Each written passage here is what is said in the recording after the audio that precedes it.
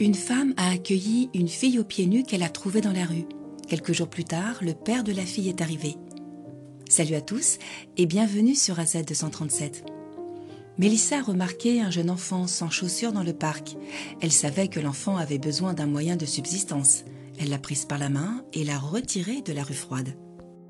Elle est sortie et a acheté à la petite fille de la nourriture et de nouveaux vêtements. Elle a pris une décision audacieuse après en avoir appris davantage sur la petite fille. Mais son père est arrivé quelques jours plus tard, créant un scénario surprenant. Regardons leur histoire. Mais avant de commencer, voici la question du jour. De couleur or, je te donne la vie, tu me donnes la mort. Qui suis-je ? Donnez-nous votre réponse dans les commentaires. La réponse exacte vous sera donnée à la fin de la vidéo. N'hésitez pas à liker la vidéo pour nous encourager et si vous êtes nouveau sur la chaîne, abonnez-vous et activez la cloche de notification pour ne manquer aucune de nos prochaines vidéos. Mélissa était à la maison et s'ennuyait. Elle était seule à l'intérieur et se sentait un peu fatiguée de passer ses journées à dormir alors qu'elle avait terminé toutes les tâches ménagères de la journée. Elle a donc décidé de sortir faire une promenade pour se dégourdir les jambes. Elle est allée dans un parc qui se trouvait à proximité. Elle a été surprise de voir une petite fille inquiète et apeurée. Mélissa s'est approchée d'elle, s'est assise sur un banc et a essayé d'entamer une conversation avec la petite. « Bonjour petite, que fais-tu ici toute seule ?» a-t-elle demandé gentiment d'une voix douce. Ce qui a le plus attiré Mélissa, c'est le fait qu'elle était pieds nus et qu'elle pleurait de façon incontrôlable. Je courais après mon père, mais mes pieds me faisaient mal. Soudain, je ne l'ai plus vu.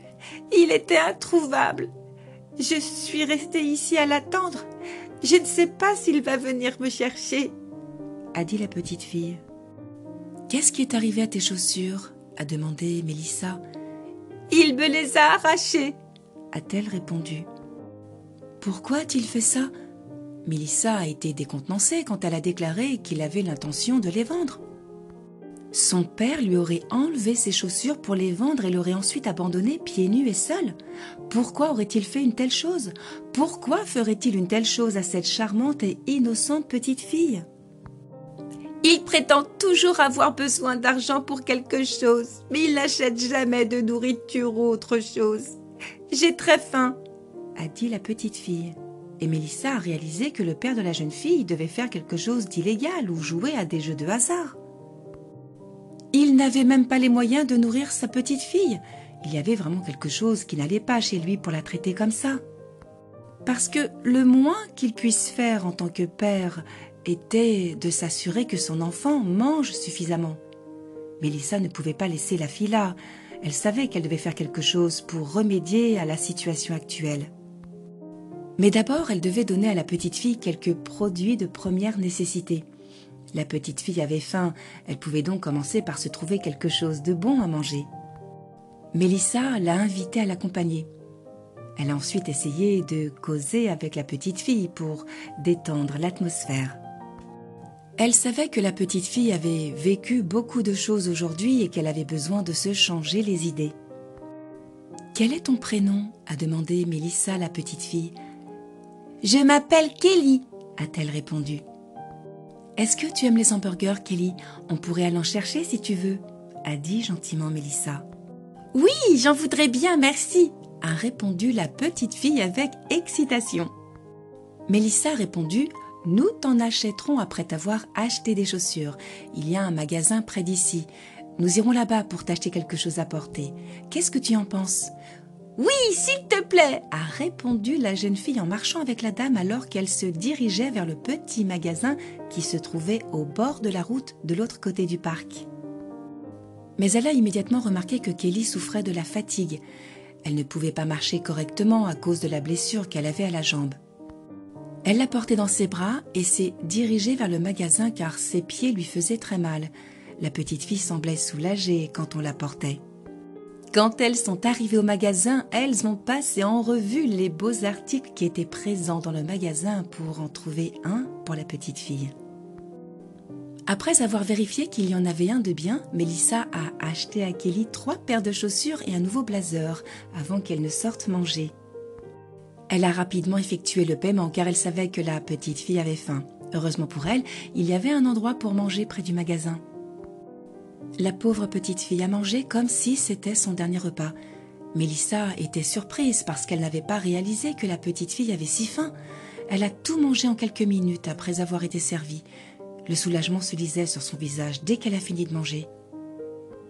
Mélissa a juste commandé de l'eau parce qu'elle avait déjà mangé quelque chose avant de quitter la maison. Elles sont ensuite retournées sur le banc où elles s'étaient rencontrées pour la première fois et se sont assises pendant un moment.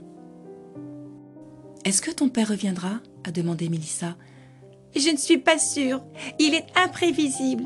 Je ne sais pas ce qu'il pourrait être en train de faire ou s'il reviendra. » dit Kelly en jetant un coup d'œil au sol et en balançant ses pieds. Mélissa a fermé les yeux et a réalisé qu'elle devait faire un choix. Il se faisait tard et elle ne pouvait pas laisser cette fille seule plus longtemps. Elle avait le sentiment que si elle partait, son père ne viendrait peut-être pas et que la petite fille resterait seule dans le noir. « Viens avec moi, nous allons chez moi. Il commence à faire sombre. » Et elles se sont dirigées vers sa maison. Kelly a donné plus d'informations à Mélissa sur son père Marc. Et Mélissa a été une fois de plus confrontée à un dilemme difficile. Elle devait appeler le service social et heureusement elle est entrée en contact avec une charmante assistante sociale, Sarah. Puisqu'elle était parent d'accueil, sa copine lui a conseillé de garder l'enfant pour la nuit et de revenir le lendemain pour analyser la situation. Elle a accepté et a décidé d'y emmener la fillette le lendemain matin. Le lendemain, elles se sont préparées et sont allées voir Sarah sur son lieu de travail. Après avoir analysé la situation et demandé les informations appropriées, Sarah a parlé à plusieurs policiers qui devaient rechercher le père de la fille et déterminer s'il était approprié de garder l'enfant. Ils n'ont pas pu la trouver après plusieurs jours et Mélissa a donc reçu la permission de garder Kelly pour le moment.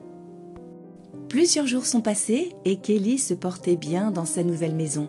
Elle était adorable et c'était un plaisir de la côtoyer. Mélissa n'avait aucune idée de qui pourrait lui faire du mal. Leur joie cependant a été interrompue brièvement quand on a frappé à sa porte. Kelly a crié alors qu'un homme se tenait directement devant sa porte. Lorsque Mélissa a déverrouillé la porte, c'était Marc qui voulait entrer, mais elle a levé la main pour vouloir fermer la porte. « Monsieur, s'il vous plaît, attendez un moment, vous ne pouvez pas simplement entrer chez moi !»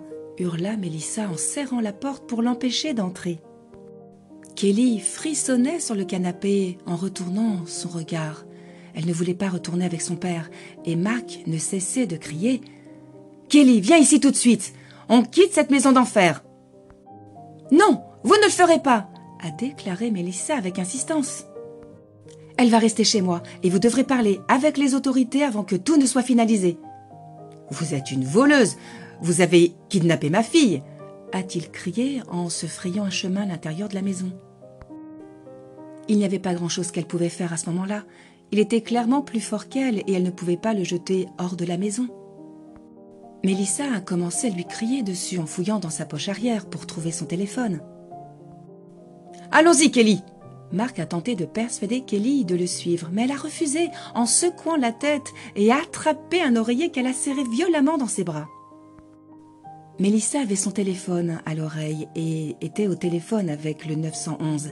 Elle a déclaré après avoir raccroché que les flics étaient en chemin. « Vous allez trouver une solution avec eux » a-t-elle dit. « Non, vous êtes folle !» a crié Marc, mais il n'a pas osé agir. Heureusement, les policiers sont arrivés immédiatement et ont commencé à interroger Marc. Mélissa a également contacté Sarah pour lui donner des nouvelles. Alors que les policiers étaient encore présents, elle s'est rendue à sa résidence. Pendant qu'il calmait Marc, ils lui ont demandé comment il savait que sa fille logeait là, et il a répondu qu'il les avait suivis un jour pendant qu'elles allaient prendre leur petit déjeuner. Mais il a attendu longtemps à l'extérieur avant de commencer à faire du bruit. Le père de Kelly a fini par lui jeter un regard mauvais et est parti. Les flics l'ont informé qu'il voulait fouiller sa maison et tout le reste pour voir s'il pouvait récupérer sa fille, mais il a dit qu'il devait d'abord se reprendre en main. Il ne l'a jamais fait et Kelly est restée avec Mélissa pendant une longue période. Elle a finalement adopté la fille et est devenue son tuteur légal. Elles n'ont jamais revu Marc après cela. Il ne s'est jamais battu pour sa fille. Quelle est votre opinion au sujet de cette histoire? Dites-le nous dans les commentaires. Et maintenant, la réponse à la question du jour, le blé. Bravo à tous ceux qui ont trouvé la bonne réponse. Nous voici arrivés au terme de cette vidéo. Merci de l'avoir regardée jusqu'à la fin. Surtout, n'oubliez pas de la liker et la partager autour de vous. À très bientôt sur AZ237.